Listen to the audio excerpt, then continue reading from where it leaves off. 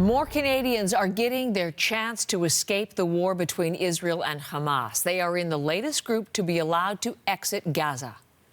I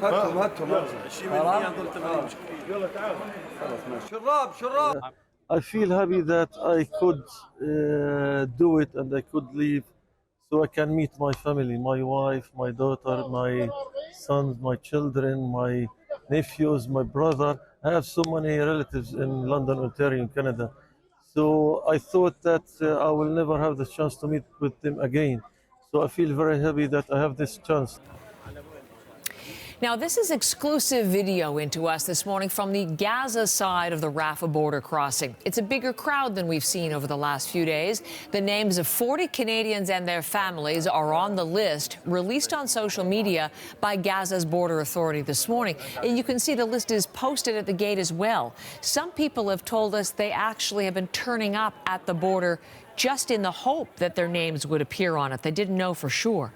Canada's ambassador to Egypt tells CBC News this morning getting everyone out won't be easy. Who wants to get out? That's going to be a real challenge. Honestly, I mean, I want to be realistic, and I don't want to overpromise, but it's going to be a long process. So we got to keep in mind that there's hundreds still in Gaza. That's going to be a challenge to bring them home. This is a look at some of the 75 Canadians who made it out at this time yesterday morning. They tell our CBC News team it was a long journey. You can see they look weary, but relieved. Some of them even managing a smile at the prospect of getting out. They had a chance to rest at a Cairo hotel before heading to the Canadian embassy to arrange the next part of their journey. And that is the location for Tom Perry, part of our CBC News team, and he's covering the angle from Cairo. They're live for us in the Canadian embassy. And Tom, in case anyone wasn't watching when we went on the air 2 hours ago, the scene behind you has changed somewhat from that last live conversation. Where are you? What is happening this hour? Yeah, that's right. It's a lot. Oh, okay, yeah, well, I'm at the Canadian embassy, and you're right, it has changed. It's gotten a lot more quiet here at the embassy. I think some of the folks who arrived here on buses this morning went back to the hotel to take a nap, and I don't blame them. So we had about 75 Canadians arriving in buses here in Cairo. They made the very long drive from the Rafah border crossing after coming in from Gaza. So they'd been traveling for a very long time after living under very stressful circumstances for, for weeks. So they came in here. This is kind of an impromptu setup. This is the common room in the Canadian embassy here in Cairo. They've got desks set up. There were people here before, just consular embassy officials helping people out with whatever they needed. If they needed visas to get somewhere, if they just needed some paperwork done, any kind of things like that, we had staff here helping them out. Now, around the corner, this is kind of a multifaceted thing. There's a medical room down there. There is a kids' playroom down there. There's snacks. There's toys for the kids, that kind of stuff. So just kind of a little welcoming place for these Canadians coming out of very, very difficult circumstances, trying to help them along, because the Egyptian government has said, you've got 72 hours. Foreign nationals, you've come in from Gaza, you've got 72 hours. So these people here, they can't stay in Egypt. They've got to go somewhere. That could be Canada, that could be someplace else. But that's all the decisions that are being made here in this room. They were being made a little earlier. We'll see what happens later on today. But that's what's going on here at the Canadian Embassy. And the people who may be getting that rest now back at the hotel, you've been speaking to so many of them finally able to escape from Gaza. What are some of the stories that they're telling you that really are standing out for you this morning?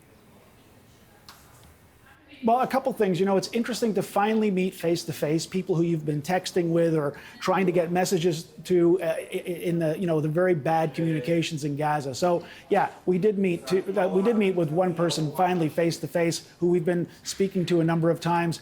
He's here. His wife's Palestinian. Their 2 daughters are Canadian. And he's so happy. He's so happy to be here, to be out of danger. But he's so upset because his mom and dad are still back in Gaza. We've heard stories like that before. This time we're seeing it face to face from these Canadians who have had to make these very, very difficult decisions. We spoke to another woman. She brought her young kids here to visit relatives in Gaza when the war broke out. So all of a sudden, she and her kids are stranded there. Her husband back in Canada is just worried sick. So she says, we talked to her today. She said, my husband bought me a ticket, bought my kids a ticket. We're flying home tonight. He just wants to get us home. So you hear stories like that, and you also just hear stories about what it was like living in Gaza when all this was happening. We spoke to a Canadian. He'd just gotten off the bus. Fadi Abu Saido, he's here with his wife. He's here with their 4-month-old little baby, and he talked about what life was like in Gaza during the fighting. It was kind of like terrible, like horrible actually. Cannot bear it, just run from a place to another, just like we're not safe at all, like from all these bombings and explosions and stuff like that. We felt like that we would lose our lives in any seconds, at any moment. So that's the feeling like you have, like you wake up the next morning or you won't. How are you feeling with it? Oh, I feel good. But I'm still feel worried about my other family back, like my sisters, my brothers, my cousins, They're not Canadians, but still I have a big family. I'm so worried about them, like day and night. It's still like, I mean, for me personally, my son and my wife, yeah, we're safe, but my mind's still thinking about my other family. So there's just another example of those mixed feelings that we're hearing from Canadians as they arrive here. So relieved to be out of danger, but so concerned about those they've left behind. So that's the kind of stories we're hearing here today, Heather. Tom, you've also been speaking often to the Canadian ambassador to Egypt, Louis Dumas, and I was struck by, he was pretty frank in saying it's going to be challenging to get all of the Canadians out who want to get out. If we get to the number today, it'll still be just 125 or 120 thereabouts. So there are still many more who want to exit. What is happening for them, and what about what comes next for those who have been able to leave? Well, there are 40 more Canadian names on the list today, people who can get out today. So I expect we'll be seeing those people arriving here, I don't know, in the next 10, 12 hours. Who knows how long it's going to take to get them through the border and then get them here to Cairo. So that's another small group of people coming. The hope is that numbers will increase over the coming days and that eventually, Global Affairs Canada has been speaking to 600 Canadian citizens, permanent residents, and their dependents who need help. So there's a lot of people, and Canada is just one country among many that's trying to get its people out of Gaza. So Canada's got a few out right now. As I say, they've been helping them out here, trying to get them on their way, trying to get them on to their next destination, wherever that may be. And for the other folks that are going to be coming in, that kind of service will be offered as well. But again, very complicated, a very long journey. And really, people are glad to be getting to safety, but they're still so concerned about all that they left behind. Tom, thank you so much. Tom Perry, live for us there at the Canadian Embassy in Cairo, Egypt.